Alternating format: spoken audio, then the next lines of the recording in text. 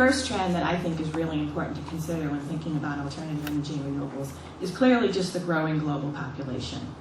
With most of the population growth coming, and dare I say it, probably most of the economic growth coming from our emerging economies. With that fact, one thing is clear: the entire globe cannot develop with the same resource intensity, particularly energy intensity, that North America and Europe did. The U.S. accounts for about 5% of the population and uses about 32% of the resources. As the economies in China, India, Africa expand, they will do it. No, actually they already are doing it with the benefits of innovation, so that the higher economic output with and the associated improved standard of living and quality of life is coming at much lower levels of resource intensity, and energy is at the core. One of the questions we were asked as panelists to consider is whether solar, wind, and other renewables drive tomorrow's energy mix and global demand. And I have to answer that yes, it already is. And a significant driver of the increased reliance on renewables is coming from the emerging market countries, as they race to build their economic activity at a much more sustainable level of resource intensity than the developed countries. In the U.S., about 1/3 of our energy use is for transportation. On a worldwide basis, about 20% of the energy use is for the movement of goods and people. So clearly, when we're talking energy trends, we have to consider the major trends in transportation. One of the things that we're looking at pretty significantly at NextEnergy is the whole role of advanced mobility systems going forward. And when we think of advanced mobility systems, we think in terms of three major sectors coming together: the device, the various vehicles, sensor technologies, smartphones, communications devices, etc. The ICT infrastructure, information and communications technology infrastructure, and software and applications development. Those three major sectors are converging in a way that they never have before, primarily because of the ubiquitous availability of ICT as the underlying enabling infrastructure. So we believe that the trend to less physical movement and more options for the actual vehicles by which we move certainly result in a mix of alternative fuels and renewables that end up creating an increased trend for renewables and reducing our overall reliance on fossil fuels. Smart grid technologies, we were asked, what's the role of smart grid technologies in energy efficiency? Well, clearly, smart grid technologies are absolutely essential to enable energy efficiency.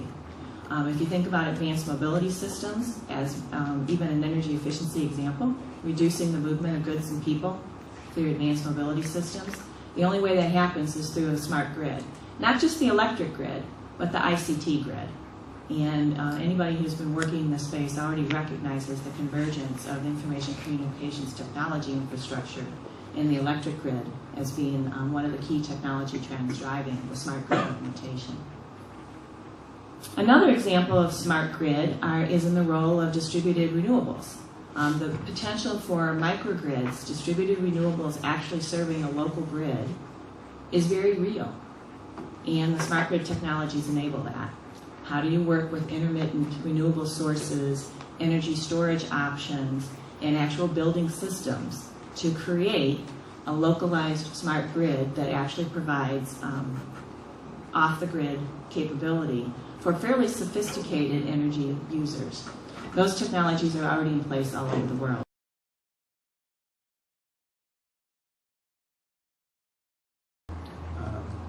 Well, the first reason is dirt cheap.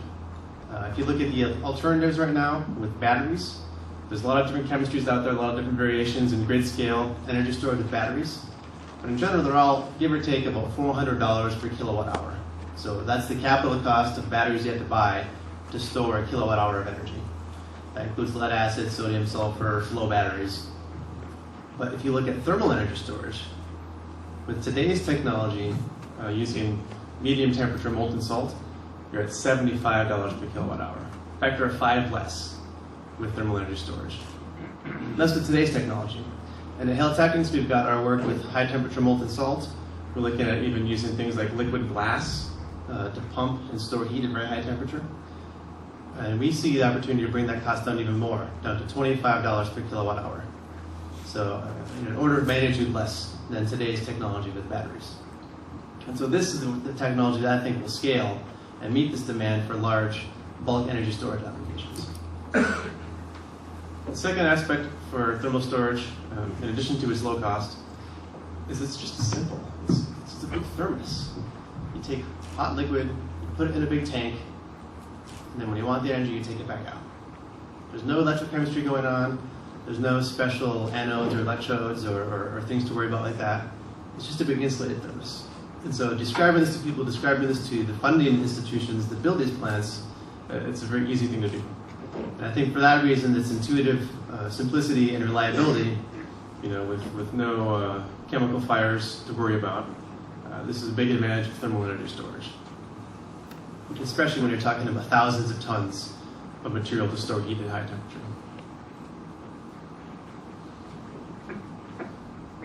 So the thermal storage we see there's a broad set of applications that are possible with this.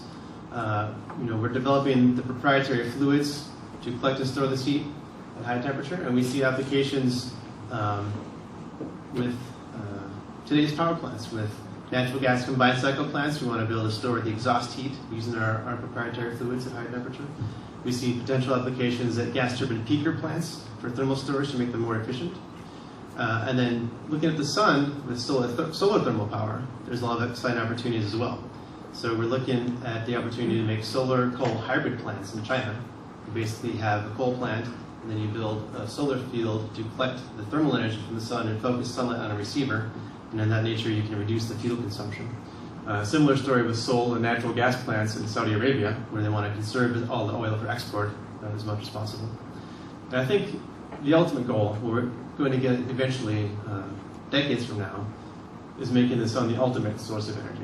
I mean, there's so much energy raining down on us every day from the sun, it's fantastic. It boggles the mind.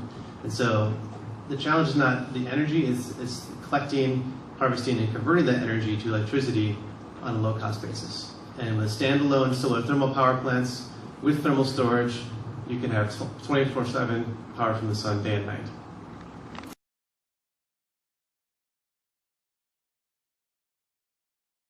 The atmosphere and carbon are like that. The atmosphere is a transmission corridor for carbon between carbon sources and carbon consumers. If there's too much carbon in the atmosphere, it causes climate change, warms up the atmosphere, puts life as we know it at risk. If there's not enough carbon in the atmosphere, you can't have the food production that we have today, puts life as we know it at risk. So there's a band of carbon densities that you have to maintain in the atmosphere. So what do you do to maintain that? You have to do what you do in electric power systems. You have to compensate. If it goes too high, you have to suck it out. If it goes too low, you have to push some back in. Right now the problem is that we've got too much. So what we have to do is that we have to, today, together, address one very big project in the world, the biggest project of all, and that is carbon compensation. We have to develop the technologies, and we've heard some of the technologies today that are the very first footsteps in that area, the algasol technology, the algae. We've got to find ways to highly accelerate carbon capture, fixation into value-added products, such as carbon fiber, not just for airplanes, but for automobiles, for construction, to sequester carbon through value-added products, like ketchup bottles, or other value-added products. So that is my pitch for you today. That's a very big project. I think that is what we all need to be working on, to find those technologies that we are starting to develop nanotechnologies to do this. We've got algae-based technologies to do this. We've got to accelerate this, and that is the final frontier.